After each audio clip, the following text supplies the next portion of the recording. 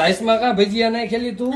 આ ભજીયાની છે ને ચટણી બનાવવાની છે. ભજીયા સાથે ભજીયાની ચટણી અને ભજીયા ખાલી એમને લોટના બનાવીને પછી આવી રીતે છાશમાં પલળવા. તેમાં હિંગ, ધાણા જીરું, સેજ એવું મરચું પાવડર અને સ્વાદ અનુસાર છે નમક નાખવાનું. નમક આપણે ભજીયા સમયે નાખ્યું એટલે થોડું ઓછું નાખવાનું છે.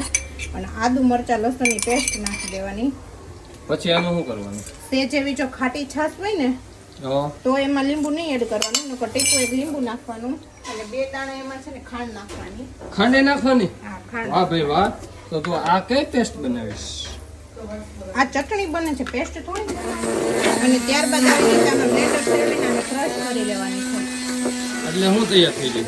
એટલે ભજીયાની ચટણી. વાહ ભાઈ વાહ. છેલ્લે એમાં ધાણા નાખી દેવાના અને આપણી ચટણી તૈયાર છે. ભજીયા માટે ભજીયાની ચટણી કોણ કોણ બનાવીને ખાવશો કોમેન્ટ કરજો. ને આ મારા દાદાની ફેવરિટ છે એટલે મેં આજે ભજીયા સાથે ભજીયાની ચટણી બનાવી છે.